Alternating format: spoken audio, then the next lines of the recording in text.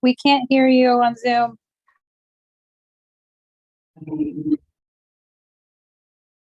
Thank you.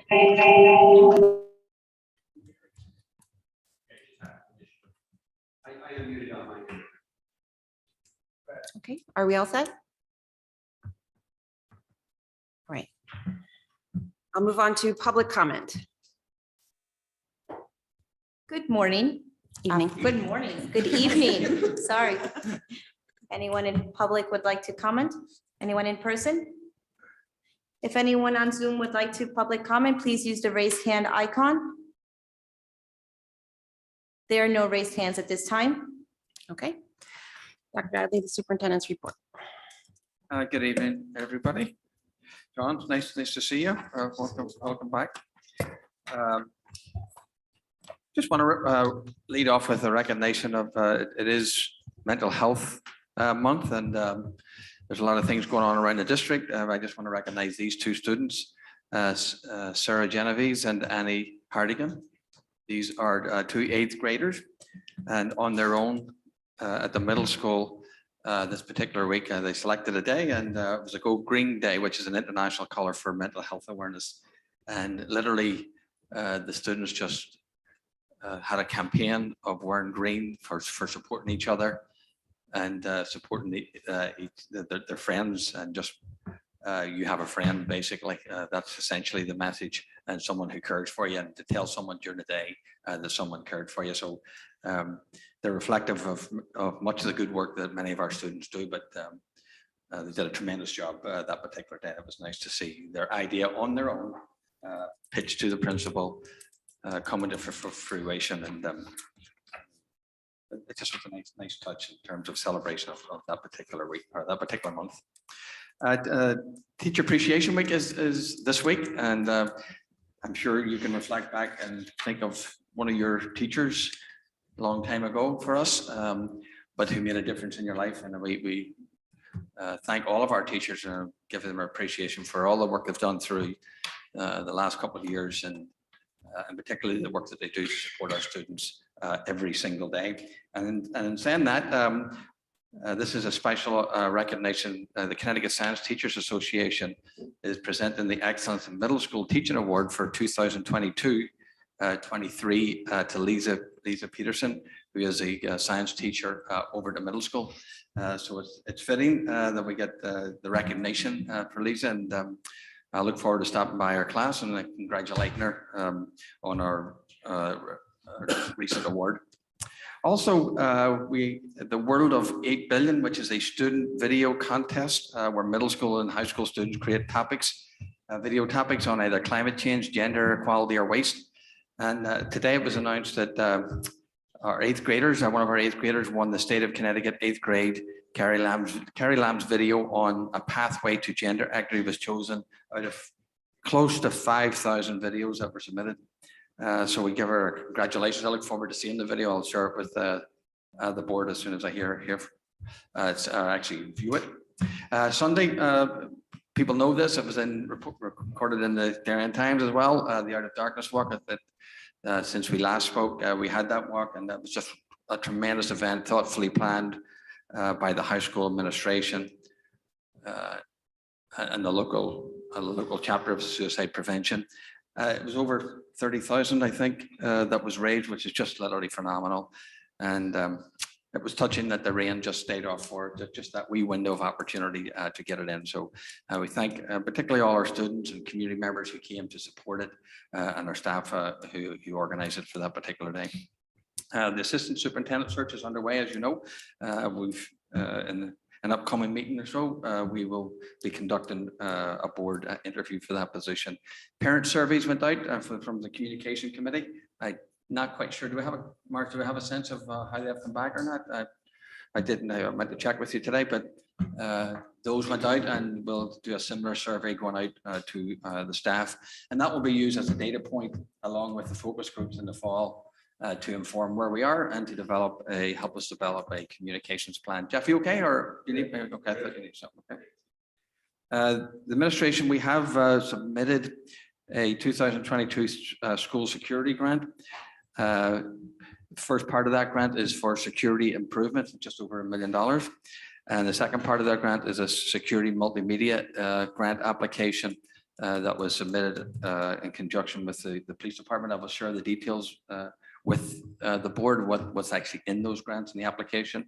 Should we be fortunate, which is maybe unlikely since we haven't been in the past, you don't have to take the grant, but there would be a portion from the state and the majority that we would have to pay. So we'll talk about that if and when we hear back from it, but I'll send the details to the board.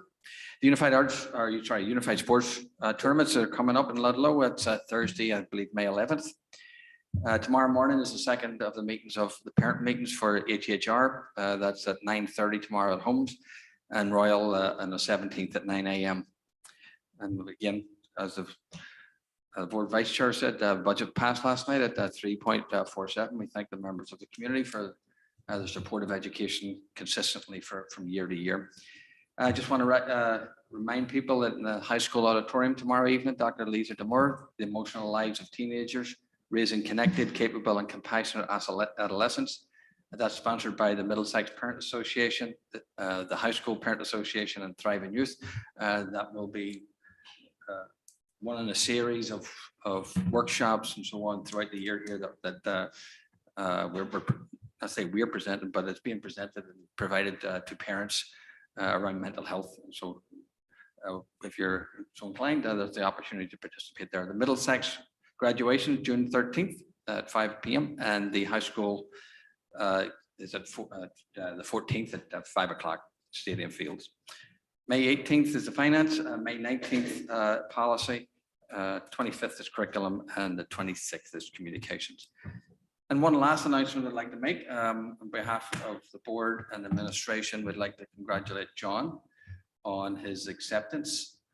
John is accepted at Yale, and I know you'll do really well there, John, and we're very proud of you. And so we'd ask you the board has a gift for you, and maybe you could wear a wee part of it this evening. Oh my gosh. Congratulations.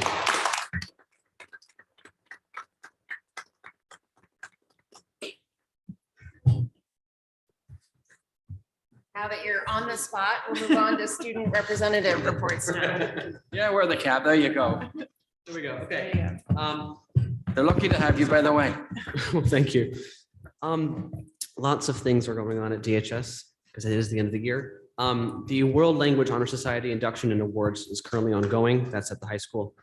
This Friday is in order. The senior breakfast, then a reverse PLC day, AKA an early dismissal, then senior prom, and then after the senior prom from, I believe, 11 to 1 or 1:30, the DHS grad night. Then senior internships start the following Monday. The DHS orchestra band and chorus concerts are on May 15th, 16th, and 17th, respectively. The DHS art show is also on Tuesday, the 16th. The NEHS induction ceremony is on Thursday, the 18th. And the Theater 308 has their upcoming student productions on Memorial Day weekend. So if you are here, we will be too. Finally, the DHS award ceremony will be held on the 25th. Great. Thank you so much, John, and congratulations. Can I ask John a question? Because I missed something. Did you say that the NHS induction is on the 18th? The NEHS induction is on the 18th. The NHS induction is, I believe, on June 1st. Excellent. Thank you. Seriously, fantastic. Exactly. Calendar issues. All right, we'll move on to the approval of the minutes. We have a motion to approve the following minutes of the special meeting held on April 25th, 2023, and minutes of the regular meeting held on April 25th, 2023. Dennis, seconded by Julie. All those in favor? That is unanimous. Okay, board committee reports. Dave, were you looking at me? Nobody? All right, well, HHR will go. Go ahead. Sorry. I forgot that we had our communications committee meeting since our last board meeting. Communications committee met. We had some good discussion. We reviewed a survey which has been fielded now to the public. We are hopefully collecting lots of answers from our parents And I believe the survey closes on the 19th, and we should have that data to review at our next communications committee meeting, which is the 26th of May. Great way to kick off Memorial Day weekend. And we'll go from there. Thank you. Thank you. Right, HHR met last week. The board should be advised that we, on advice of our construction management company, APO&G, are going to do another round of cost estimating before we put our bids out. There have been some requirements from the state. There have been some things we found when we've opened up ceilings. Then we may want to touch more ceilings than we thought. There have been a few things at the town level and some things we've clarified locally within the district. So we're going to do another round of cost estimating just to ensure that the dollars we have appropriated are sufficient to go out to bid. We're not overly concerned. We've taken a look at all of the flexibility that we have in our soft costs, in our contingency funds, et cetera. But I'm advising the board because it does mean that while we had hoped to put shovels in the ground mid-July, we'll now be putting them in the ground mid-August. So if there are any questions about that, I'm more than happy to answer them. Okay. All right. Alan did mention that we've had parent meetings. We had the first one at Henley last week. Thank you to the parents. We're also meeting with staff at the same time. Principals are taking the lead and really going through with staff because, we certainly understand that this is a significant effort for all of the staff folks who will be moving in and out of classrooms to make this happen. There were quite a few questions from parents, particularly around safety. We are absolutely aware of safety first and foremost. We are definitely taking measures to ensure that students are isolated from construction activities and that construction activities that would be intrude into the school day, noise-wise or otherwise, would take place, before or after students are in session. So certainly, we're starting from student safety. We're grateful to have Oxbridge gone successfully ahead of us. But we'll look forward to kicking off in August. Okay, Tara. My only question isn't for me, it's just from concerns I keep hearing. Yes. Where do we stand with fields? So there is a plan. Kevin isn't here, but he is aware. Alan, you want to pick that up? Yeah. Well, we've met with the various groups. So what I can tell you is they should know where they stand in terms of the availability or lack of availability of the field. So somebody should not be in limbo at the moment or waiting to hear from us. If they are, I would suggest just get them to give us a call or the business office a call, the maintenance office a call, because we feel as if we know we have a schedule of what's happening and what's not happening and where people can use and can't use for the summer. Okay, and for next year as well, or just for the summer? Well, I think for now it's the summertime, but it may well have now bleeded into next fall. I just have to check the schedule for that. I know Kevin had planned some meetings with fall sports. I'm not totally sure whether they've happened. Okay. But if not, they were meant to be right around this time period. Okay. So I'll double check that. Okay. Yeah. I know that is a big question. in Yeah, town, so. I just seem to get it all the time Yes. and Yes. And we certainly, I think Alan could speak to this. We're certainly doing our very best to accommodate, but we do have multiple fields going offline. right. So, we're scrambling, but we understand there's going to be some pressure on field space. Has the town been looped in? I know there's certain limitations with, what is it called? Highland Farms. Thank you. Are they being a little bit more lenient, maybe? to I don't know. accommodate, or no, we don't know? I don't know that answer. Okay. Alan? I don't know for space but they have in the past. I can tell you if we have had to use it. My understanding is they have been accommodating for that particular space. So I don't know the application of someone else using for a sporting event per se. I can't speak to that part. But I just know they've been responsive whenever we have needed to use the fields. Thank you. Thanks. All right. Any other board committee reports? Okay. Move on to present and discussions. A, discussion and possible action on Board of Education pre-budget topics and timelines. So the memo that you have is just our attempt to take the couple of memos that we had sent prior or discussed prior to the board. That was the calendar and the calendar of the priorities. And then there was a memorandum to go with it. So we just sort of took this and tried to incorporate some of the board's requests and what we thought the board was asking. Couple of things in no particular order. We tried to put in a literacy program update that would be regular, and that would go to the subcommittee in September and to the board committee in October. We also did again in December. So those are rolling things. And we did the same with technology. We'll have an update on technology in the fall, September, and then again, sort of the winter season in December. So we tried to just keep them in on a regular basis. A lot of this does fall on the work of the curriculum committee per se. So you can see the things that we have down for summer retreat. One of the things that I have well, I'll defer that to the request I'm going to make for a moment. We have worked with CIAC. We've met with them. They are prepared to tailor our, I won't call it a deep dive, but I'll call it a deep dive. They are willing to tailor that. They're willing to put in clubs. They're willing to put in extracurricular activities, the arts. They're willing to literally tailor what we need or what we're looking to get back. They are going to do that report by the end of June. So they're going to be coming on site. They're going to be meeting with administration and different people, right? And Christopher, obviously, and looking at what we have, how we do it. One of the things I really need from the board, I have not asked you for it, but what I really, really need are specific questions so that we don't get something lost around.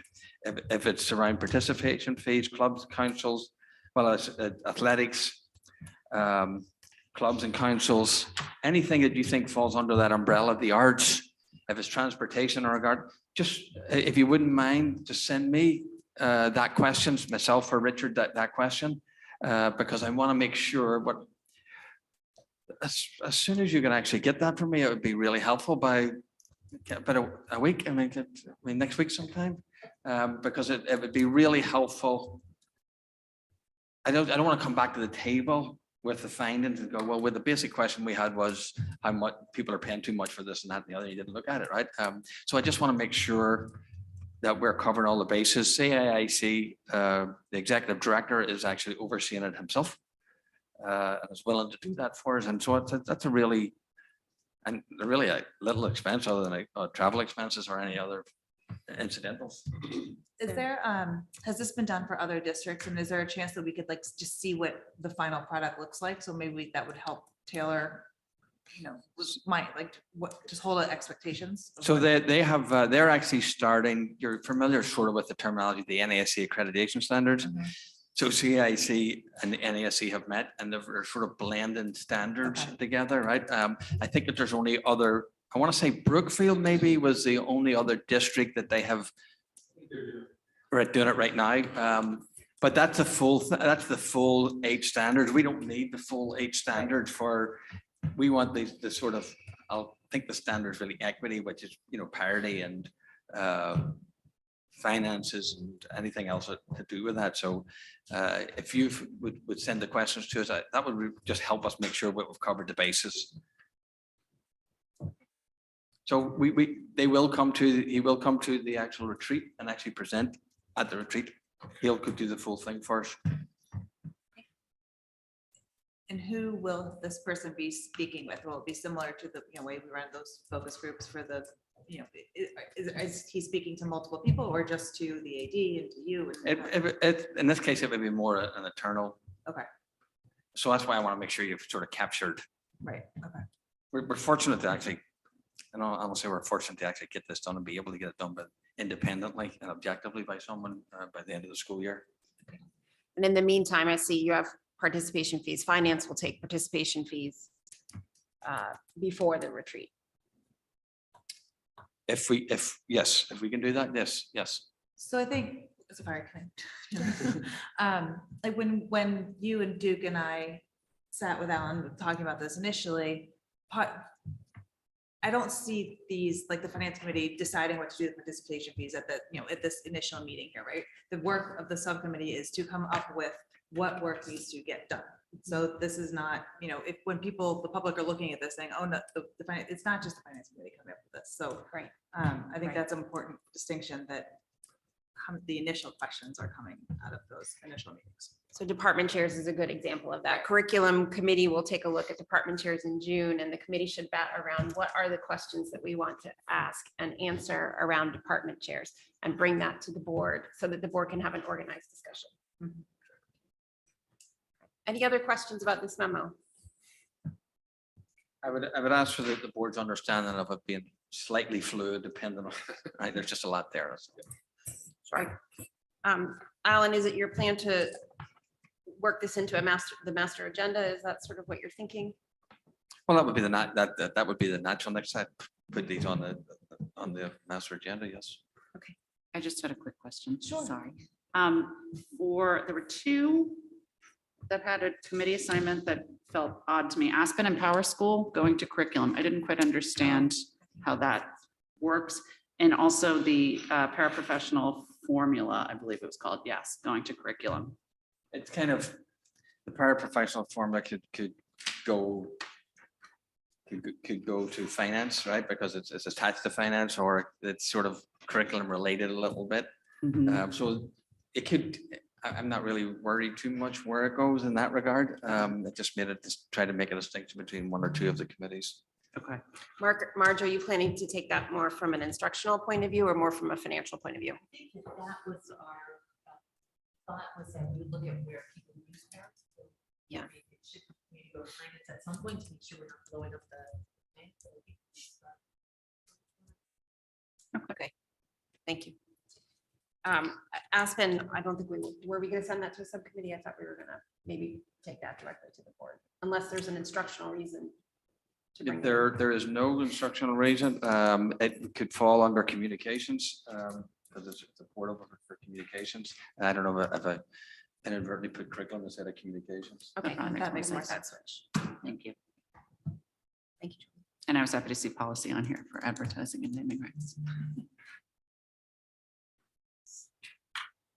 Right, Alan, you have it on for vote. I don't know that we need to, we vote on it unless you're looking for. I think I said, I think is it possible? possible. It's possible for it, just put. Yeah, I think- Yeah, once we get into the master agenda, then we'll vote on that. Okay. Great.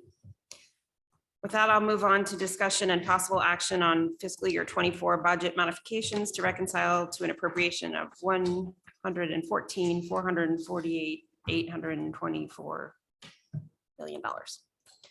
Rich. So as was mentioned earlier, the RTM did approve the Board of Education's budget.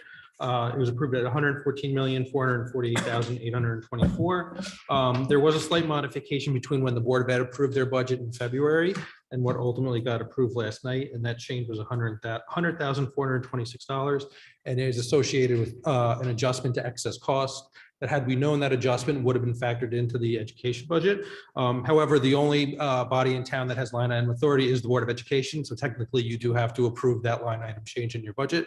So the recommendation is to increase excess cost revenue, which is account 143002 in RC 24 by $100,426. And then that would get you to your budget, your total budget of $448,824. Are there any questions about that? Okay.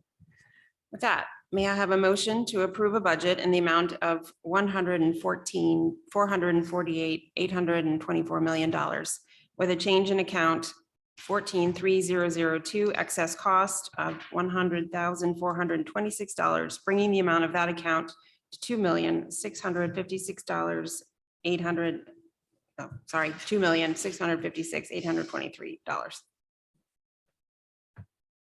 Dave, seconded by Dennis. All those in favor? That is unanimous.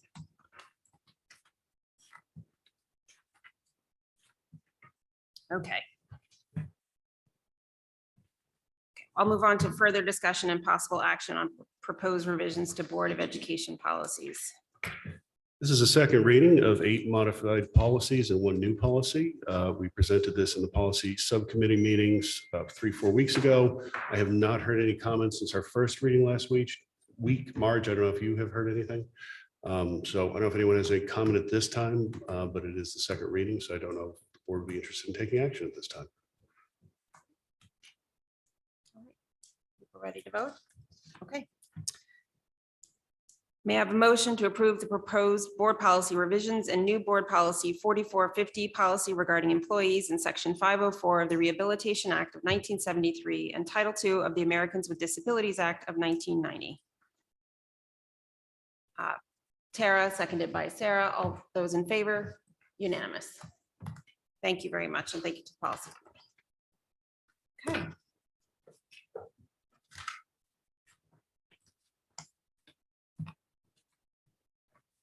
This.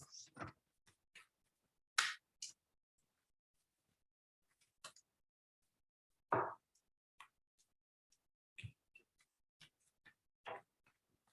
right, personnel report, March, please. So other than the two retirements, all but one of the other resignations are because those people were in one-year positions and the position is over. I know that there was some discussion about the psychologist at the middle school, but we wish Ashley Rudolph the best. She gave birth, she's on maternity leave, and she's able to stay home with her children. Thank you very much. Any questions about the personnel report? That will move to public comment, please, Michelle. Good evening. Anyone in person would like to participate? If anyone online would like to participate in public comment, please use your raised hand option. There are no raised hands at this time. Okay. With that, a second heartfelt thanks for all of our teachers in this Teacher Appreciation Week, and a motion to adjourn, please. John, seconded by Julie. All those in favor? That's unanimous. Thank you so much.